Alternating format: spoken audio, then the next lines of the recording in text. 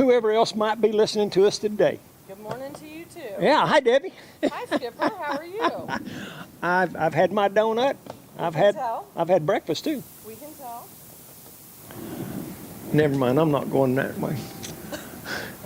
I changed my breakfast today. I always eat a bacon and egg sandwich with mayonnaise.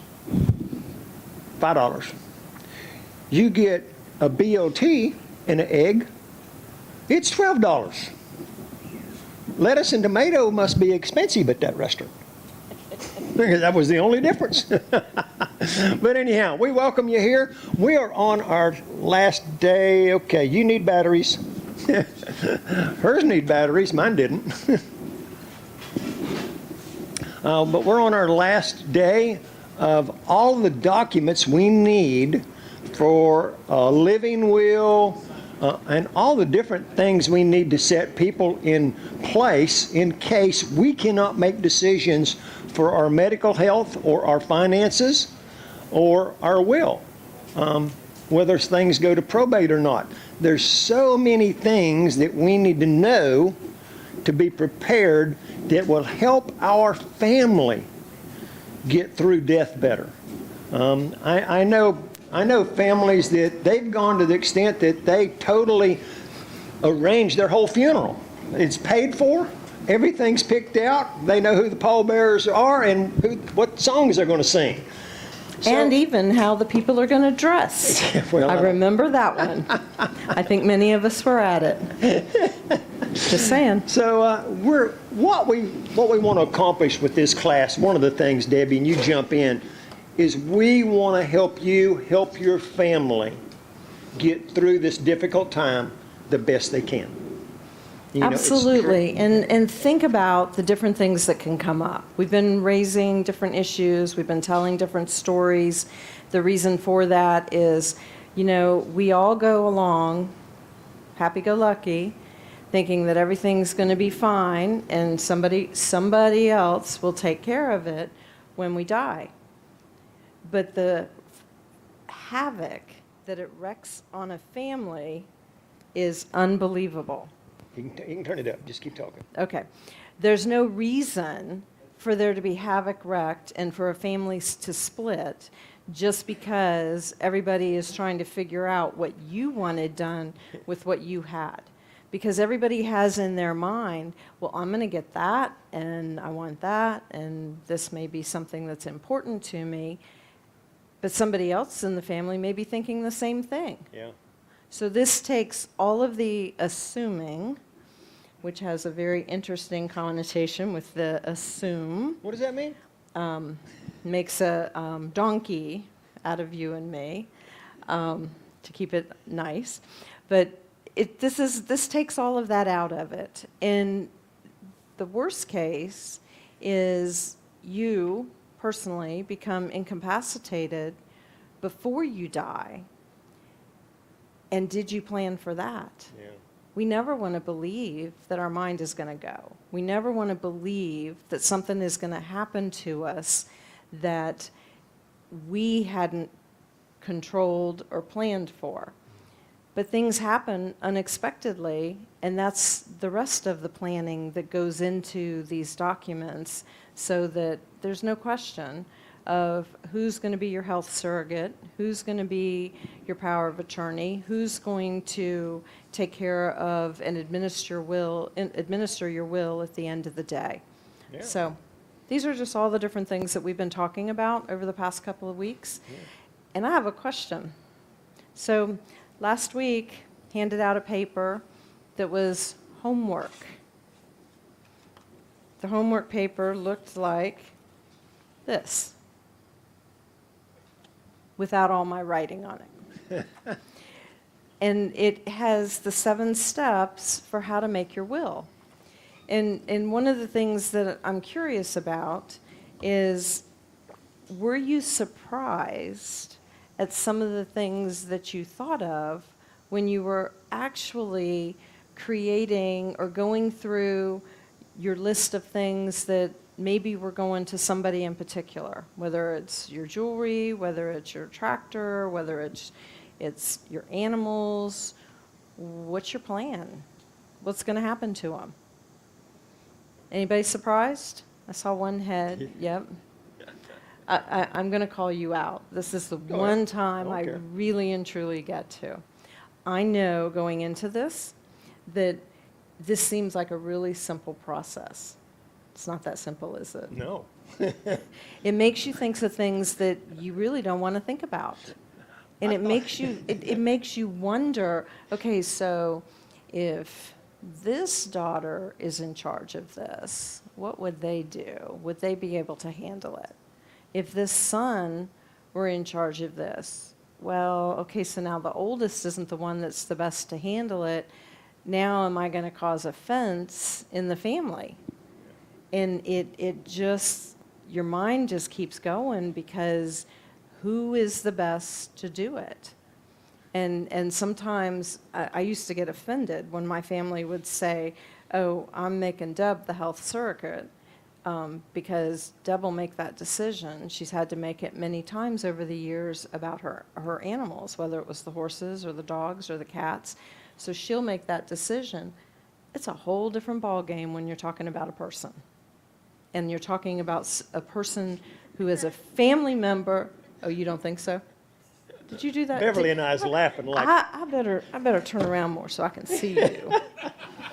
I think I need to know what faces you're making. But anyway, and I will tell you, sometimes I wish that it wasn't so hard to make that decision for a family member who is suffering, because an animal you wouldn't let suffer, right? But a person, and then there's that thought, and many of us have had this discussion, then there's that thought, is that person going through what they're going through for God's purpose? And Good question. Who is he trying to reach through what is happening? And it just opens up a whole different thought process as you think of it from that perspective. So, does anybody want to share anything in particular that jumped out at them when they were working through the first part, which was list all your assets? Yes, ma'am. Microphone. Please. Please. Thank you. I didn't know who had it. From speaking with people that have taken care of an estate, I think one of the biggest things is the junk that's left behind. And they Oh, gotta yeah. clean out the house, and I mean, if we could just downsize beforehand, it'd be much easier on them. Amen. That is such a great point. That's a great point, but people who are hoarders cannot. They just can't do it. Well, and here's what they assume. My daughter wants this. No. No, she doesn't. No. My son wants this. My grandson, my niece, my nephew, whoever is still going to be left behind wants this. And the likelihood is, no, they don't. Here's my thought. You'll know because they will, sorry to keep you from speaking. You will know because they will have told you, I want this at some point. Go ahead. Well, that's what I did. I actually went and called and said, hey, look, what is this? Do you want this? What? And kind of came up with it because it was surprising how my son wanted certain things and my daughter wanted certain things. So it was, one of those things that it has to be a conversation because we're not going to live forever, because we all want to go home. But it's just one of those things that you needed to really talk to them about. Right.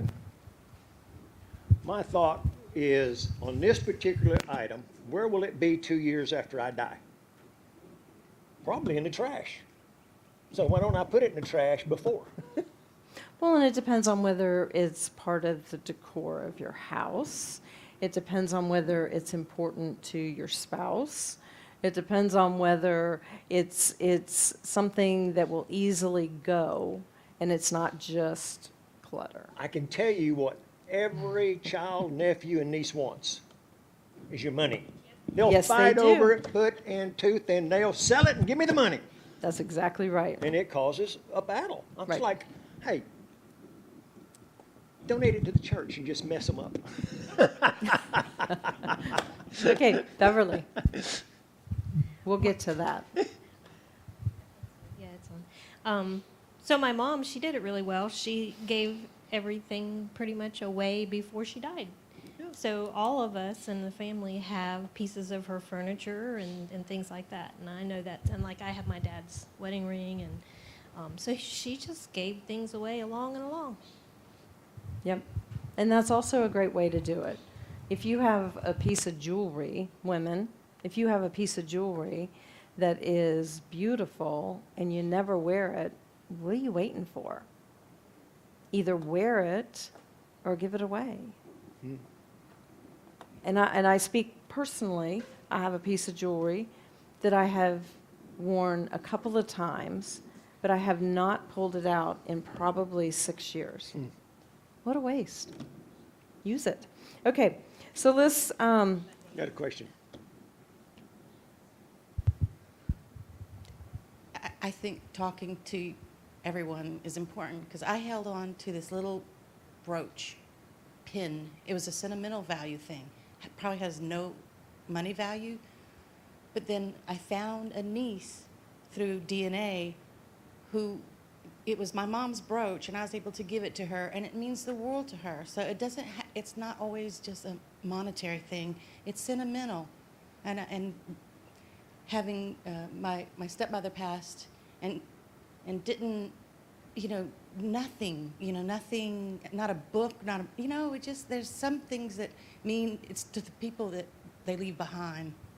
Right. Absolutely. They either want their money or they want something that will remind them. Now, a cute little story. My brother-in-law died a couple years ago, and he had some money. He had some money. And he had guns, and he had toys, and he had all this stuff. And a month or so ago, my sister said, "Is there anything of Rogers's that you want? Do you want any of his guns?" I said, "I'd just put them in a gun case. I'd never see them. I don't want his guns." And well, is there anything you want? And we walked by, and he had a set of boot hooks. It's a handle with little hooks. Well, I can't do that for reasons. But he also had one of those spoons that you put your shoe on with, but it's a long one. It lays right there by my slippers. Every day I think of Roger and I smile. Right. That probably didn't cost $2, and it has brought me more joy than anything money-wise he could have given me. Right. I'd have just spent the money and it'd been gone. Right, exactly. Okay, so speaking of money, that was the next section you were to look at. Decide who gets your money and your belongings when you die. And here's why you need to do it. Because if you don't, a judge is going to make that decision. Because your estate, what you have, is going to go into probate, which means there's going to be money for lawyers. It means it's going to take far longer than it needs to take, and you're not going to get closure, and you're probably going to have people madder than they would have been had you just laid it out in your will and said, this is what goes to who, and this is I do mine by percentages. This is my percentage breakout for people. And so there's different ways to do it. Yeah. Everybody's going to do it differently. Just do it.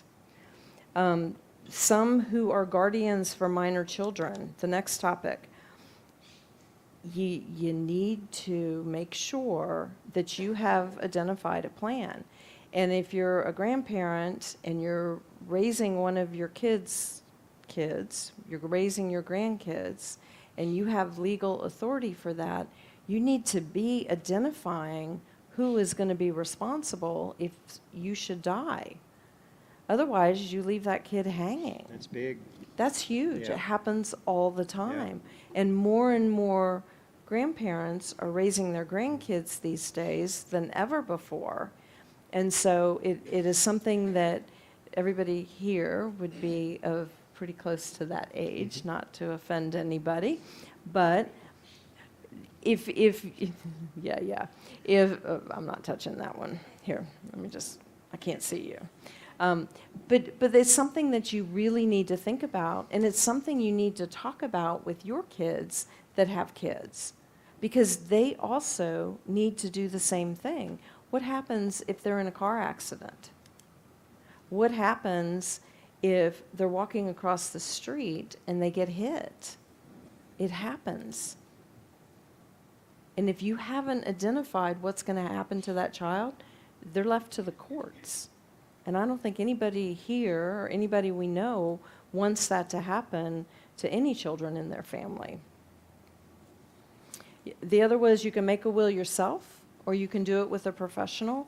If you're making it yourself, you need to know the Florida guidelines so that you meet the requirements and you don't cause your estate, however big or small it is, to go into probate.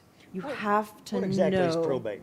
Probate is when it goes to the courts and they oversee, a lawyer oversees taking care of every part. Because if you own property, you either have to sell it or somebody gets it. If you have investments, you either liquidate them or you provide them, you divide them up as equitably as you can, depending on their values. And I mean, it's all the different parts that you may have. They would make a decision if you had a four-wheeler that you wanted your grandson to have, but your son wanted it for a different purpose, it would cause them to be at odds. Whereas if you identify it in your will, it says this is who it goes to. Take that question out. Take that opportunity for somebody to get in a fight with somebody else away from them. They don't need that at a time when they're already sad, missing you, and really not wanting to have to deal with it. I know that if something were to happen to one of my siblings and I would have to take care of it, I would really appreciate that they had already identified everything, because I don't want to have to do that. I don't want to have to make those decisions. That was their decision to make. This is your decision to make quickly. You have to name an executor. In my will, it's a personal representative. You name somebody that is going to take care of everything.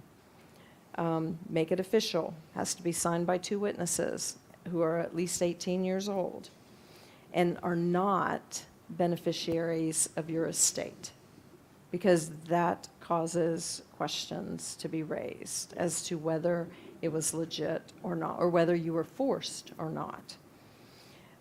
Some states, and Florida, I believe, is one of them, that requires it to be notarized. You need to know that. Florida also requires that the person writing it identifies themselves and signs it. Because if you wrote it, then you would. But if a lawyer wrote it, then they also have to sign and date it. And keep it updated. I kind of had fun yesterday. I'm not quite sure I'd call it fun. Yeah. I actually was pleasantly surprised as I went through my project of updating my will, and I was able to take it from 15 pages to 11 pages. Wow. And I was like, wow, because things had changed since the last time I had done it. Some had changed significantly, and so, like the number of horses I had, or the number of dogs I had, or different things that are going on in the family, where I know more now of what's important to them. You're laughing at me. Don't will me your horses or dogs. No, I didn't. And sometimes, and this is probably a really tough thought for people. Sometimes you do have to make decisions about them, because the reality, I'm just going to speak for myself. I have 2 older horses. They're in their mid-20s now. Both of them are crippled and cannot be used. And one of them has a health condition. Are you just going to leave it to chance on where they're going to go? I can tell you I'm not. And that's a really tough decision. And I had to have a long conversation with my vet about what makes the most sense and what is right. And what is right is to be responsible for what was yours and not leave it to make it somebody else's burden. Exactly. So, just putting that bluntly. Okay, so a couple of things. I'm going to go through, yesterday when I sat down and was finalizing my thoughts for today, I decided I was going to personally retype my will. And I'm really glad that I did, because it raised a number of questions that I wouldn't even have thought about that people need to be thinking about. Because I did it a while ago, and so I hadn't really thought about it since then. Because once you have it, what a blessing, because you don't have to worry about it anymore. You know it's there, you know it covers everything, but it reminded me of some questions I had answered previously. When you start out, you're talking about payments of claims, expenses, and estate taxes. It needs to come out of the residue of your estate so that it's not a burden to somebody else. One of the things I hadn't even considered was, are you a joint owner on anything? Because how is that going to be handled? Is it going to be sold and the proceeds split, half to your estate, half to the person you're joint owner with, whether it's a horse or a business or whatever it may be, piece of equipment, whatever it may be that you're joint with, how are you going to address that? Are you just going to give it to them because they were joint with you? Or do they need to buy your half out so that that half goes to your estate? Got to think about it. Your tangible personal property. That's, for me, my horses, my dogs, my cats, my car. What am I going to do with those things? Who are they going to go to? What's going to happen? And if I'm giving them to someone, have I had that conversation with that person to ensure that they're willing to either take them or willing to take them temporarily and then place them? But you can't assume that somebody's okay with that, because they may not want to do it. And then what's going to happen? There's things, let me see. I talked about jewelry before. I talked about, to address kind of what you said, so that it's not a burden and somebody doesn't have to go through every single thing that I still have in my house. I just said that my family can come in, and whatever is not personally identified for them, the family has first option, friends have second option. Pack it all up, take it over to the Lighthouse Ministries. You don't have to go through everything. I don't expect my family to do that. I would rather everything not be dumped. I'd rather it be passed on because somebody else may could use it. I got a message when we started this class a few weeks ago from somebody, and they had a relative die, and there was people in the house the next day taking stuff, just taking it without being asked. Right. And that frequently happens. It does. It's going to happen. My thinking is, if you get the house, you get the junk. Well, and the tough part about that is, okay, so if you do that, if you give the house and you give the junk, that's great. I don't really have anybody in my family that would want. Yeah. They're city people. They don't want to be in the country. Yeah. They don't want to mess with a pool. They don't want to mess with a barn. They don't want to mess with Winds the up being things sold. that I deal with every day, and I don't even think about it. And I personally put in mine, sell it immediately.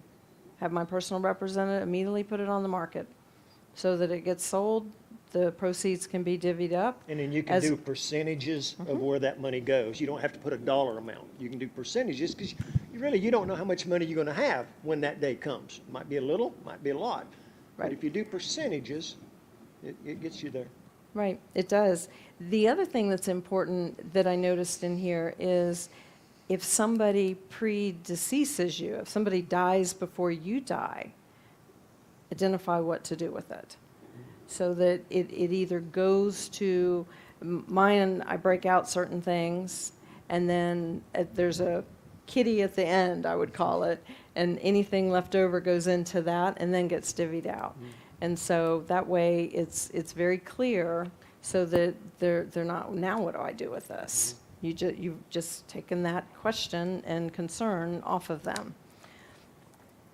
The real property I've mentioned, you can even go so far as to identify who's going to take care of it for you. If you have a good friend who's a realtor that would be happy to immediately take care of it, identify that.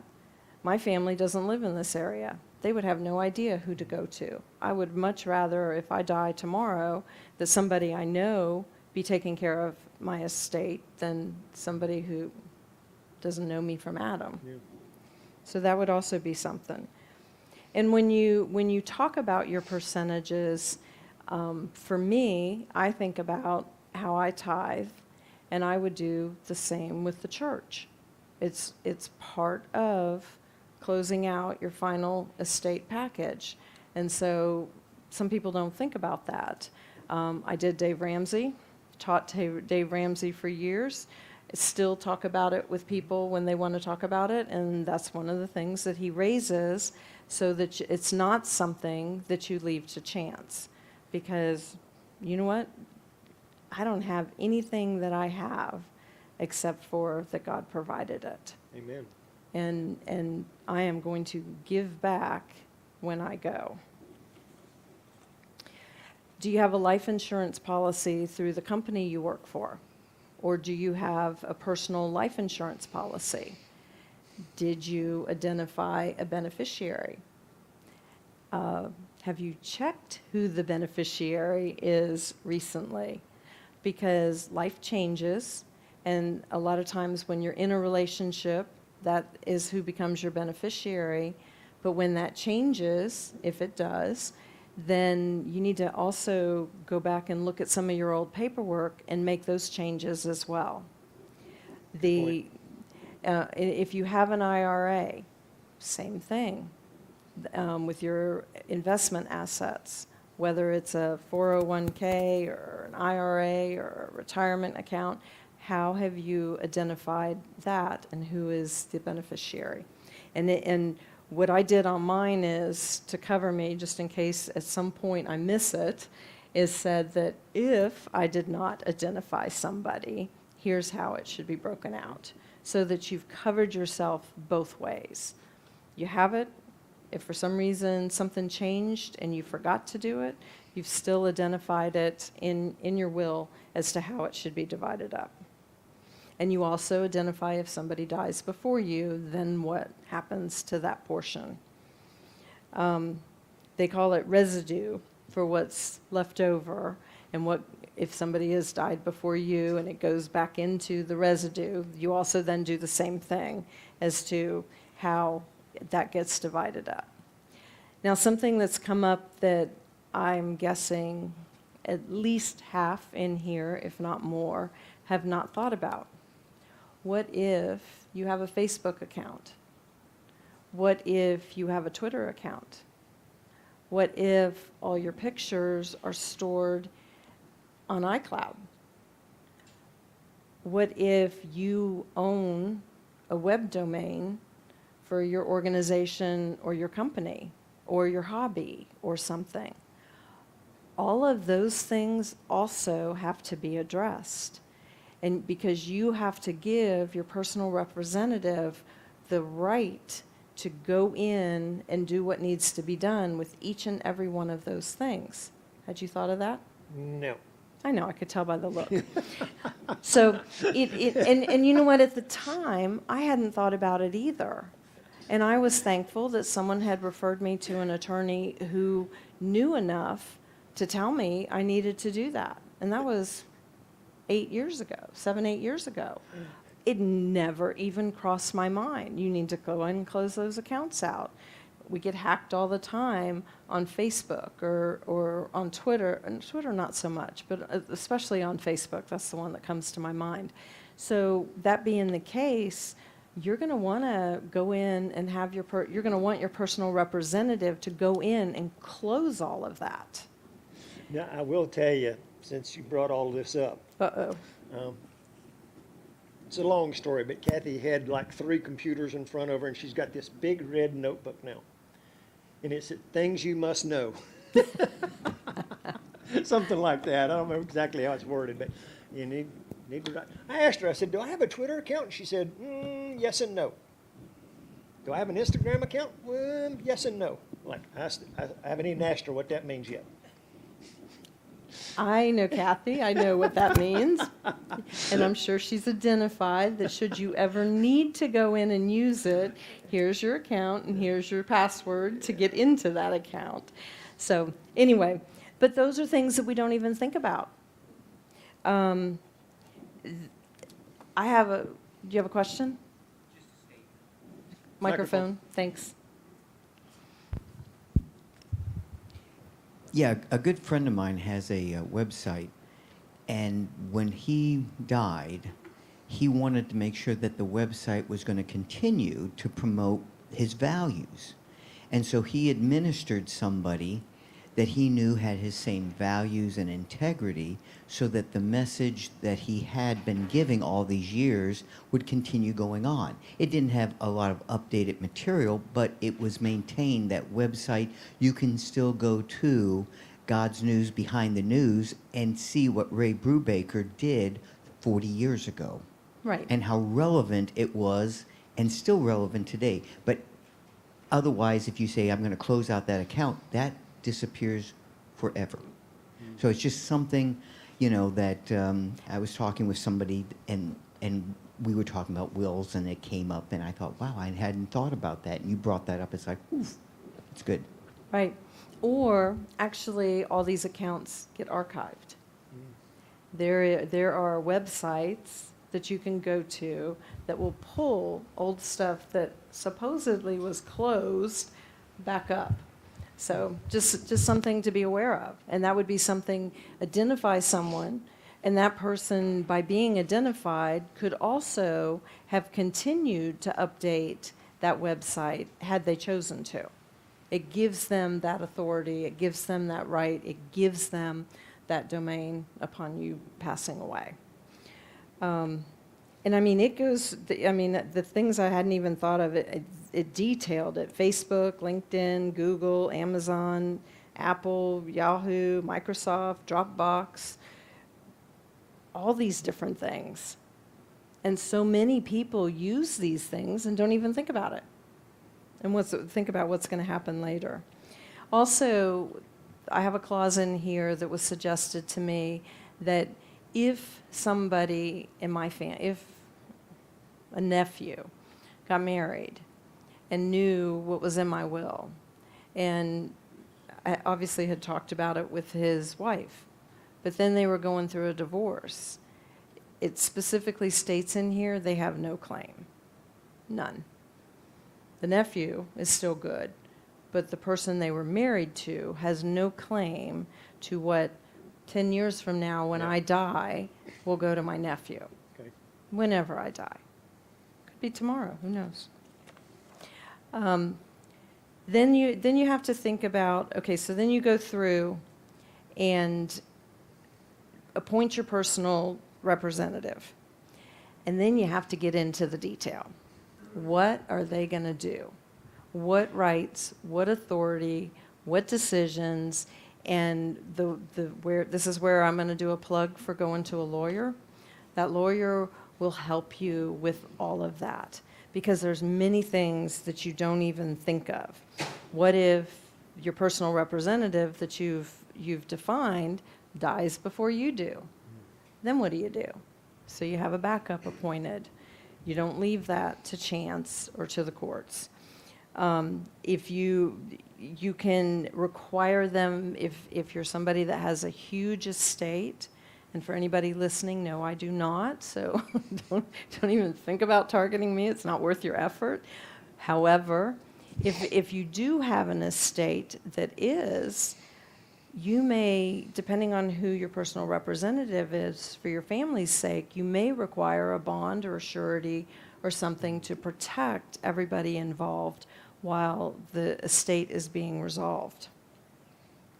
There's also, by spelling out what they can and can't do, It says what they can do with real and personal property. It says what they can do if there is something that comes up that you didn't expect. What if you think your property's free and clear, and all of a sudden a lien shows up on it?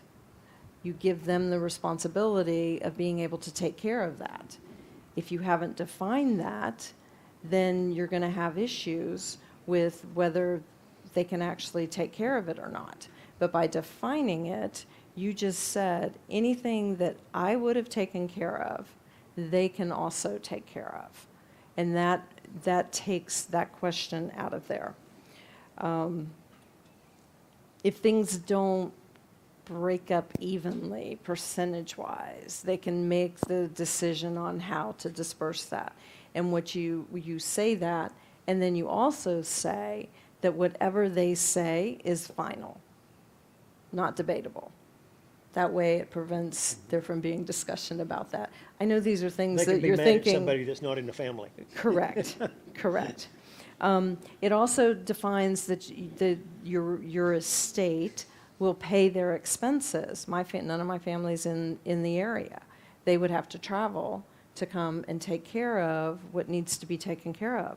I specify their expenses all reasonable expenses would be covered. It says in here reasonable. So somebody could question whether something was a reasonable expense or not, but identify it so that there's not a question of whether they can or they can't. Oh, my car was old, so I bought a new one and traveled down there. Right, right. That would not be reasonable. And that personal representative is also entitled.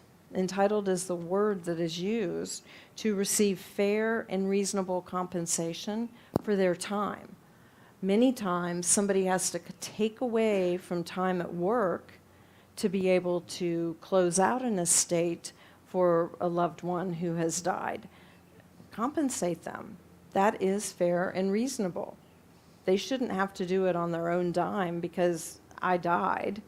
So, was that a little too blunt? I'm trying to keep it so it's not. But you really, really need to be willing to do the deep dive and be blunt about it.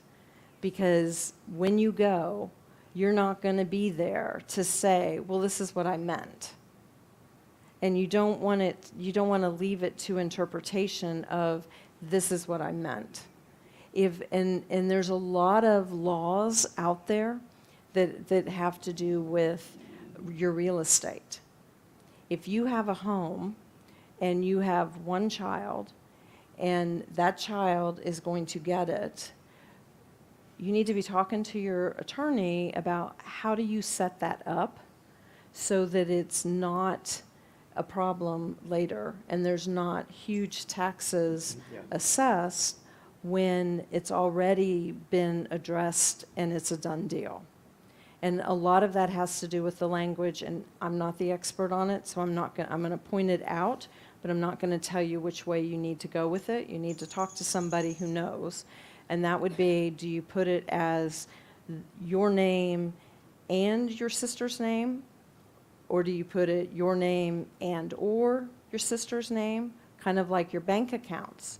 You're going to want somebody to be on your bank account in an and or situation with the bank. So if you die, there is somebody, most likely your personal representative, who can access your bank account to use to pay for things that need to be paid.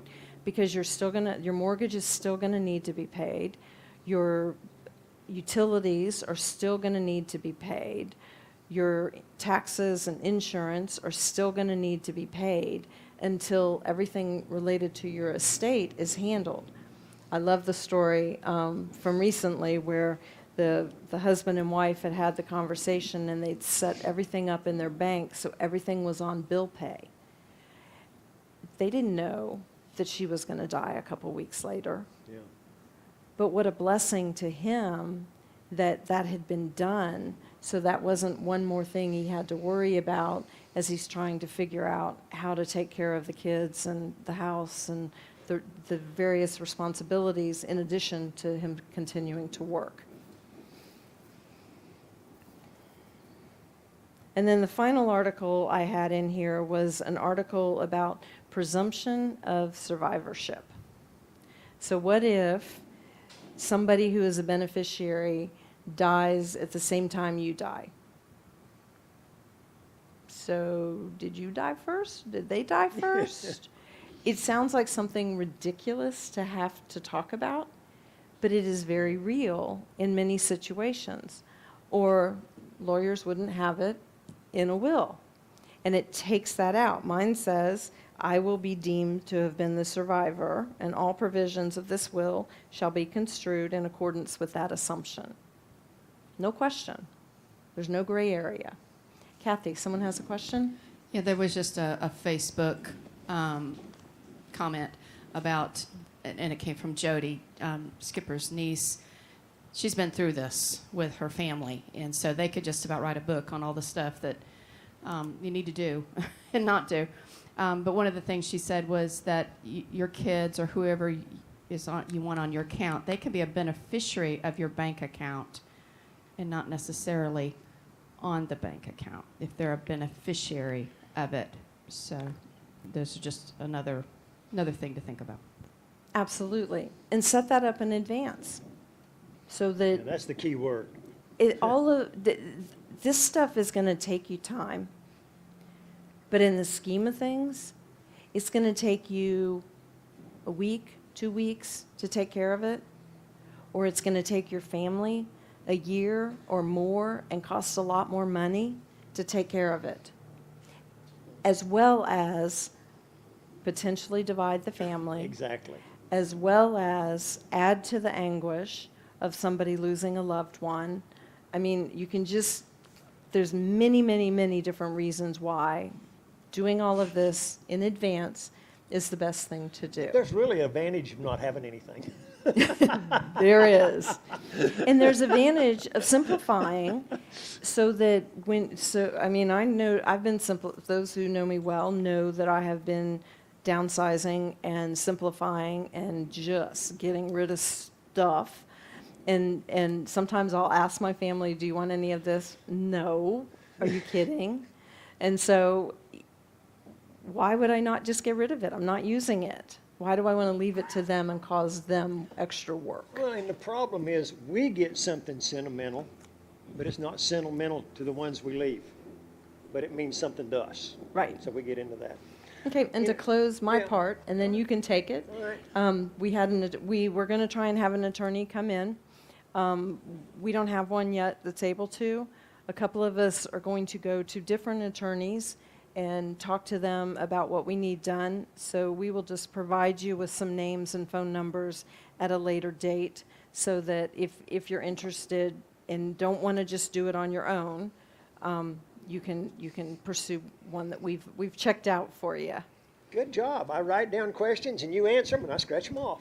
Good. That is the way I like to Yeah. do it. Thank you. The one thing that, as we tie this up, and it's one thing if you got a lot of money, it's something else if you don't. Don't put the burden of your funeral on your kids. It's going to cost over $10,000 probably. The least you can get out is be cremated and you go pick up the ashes with no funeral. But make ways, make some ways about getting your finances right to pay for your funeral and take care of it without putting the burden on the family. And the biggest thing is, if you don't take care of this, chances are you'll cause a family split if you don't. Right. And one of the things that causes a huge family split is, does somebody get cremated or do they get buried? You better take that out of the discussion for them. What are your wishes? Because that is a huge discussion. And even, I'm going to tell you, and much to, what are you laughing at? I said Well, I was know done a and now I family can that go they home. said, well, I'm going to be cremated, I'm going to be cremated. And when they died, the kids said, they're gone, we can do what we want. That too And you're can not happen. burning my mama. That too can happen. You're exactly right. Okay. One last thing. Yes, sir. Two of the greatest things that you can do for your family. Now this, what we've talked about for weeks, is important. But I also, on the spiritual side, one of the greatest things you can do for your children and your children can do for you is without a doubt, you know they're saved. That I do a lot of funerals, and I can tell the difference in who they think are saved and who they don't think are saved. So that's a huge benefit. But the other thing that would really be beneficial is if somebody's on their deathbed and the kids know they're okay with dying. I mean, like, all of Beverly's family's going to know she's okay with going. She's ready. But now, if you're on your deathbed and you're scared, I don't know, I'm scared, I'm not ready to die. That just causes so much friction with your family and guilt, and it just puts a lot of burden on the family for your pain. Because we got some people, if you bleed, they bleed. Right. And but it's really big, you know, if to know where you're going, and that's today's class at 11 o'clock. Church service is going to be about, are you 100% sure you're going to heaven? And are you okay with that? You know, the first funeral I ever did, real quick story, cowboy friend, and you know I don't sing, but there's a song that says, when we all get to heaven, what a day of rejoicing that will be. When we all see Jesus, we'll sing and shout to victory. Our problem is with that word all. If we could all go at once, we're ready. But we don't want them going without us, and we don't want to go without them. But that, do we trust God or not? That's where it's at. So That's right. Would you like to pray, or you want me to? I'm happy to pray. All right. I got let's a end question. Yes, sir. You mentioned if your family member or the member was cremated, make sure you find out where they want the ashes. What they want done with the ashes. Right. Does it go in a crematorium, or does it go in some lake, ocean, bay, whatever? That is not a discussion for here. No. But just make sure that you know what your family wants. Good deal. Okay. Heavenly Father, I just thank you. I thank you for all of the guidance that you have provided. I thank you for the questions that have come. And Lord, I just thank you for who you are and what you're doing in each and every person's life. And I just ask that you help their eyes open wide and clear as to just what you are doing, because every day you are doing something. I just thank you for Skipper and Kathy and the Cowboy-up ministry, and just please lead, guide, and direct each person that has been involved with this teaching, so that they do what they can do to make their passing easy for the rest of their family. In Jesus' name I pray. Amen.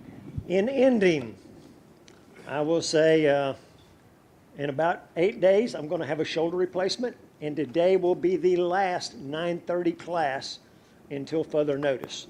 I'm probably going to go live from the house more, but this will be the last 9:30 class that we come here officially. Depends on how drugged I am. See y'all later. How drugged he is should determine whether he speaks or not. Speaks live.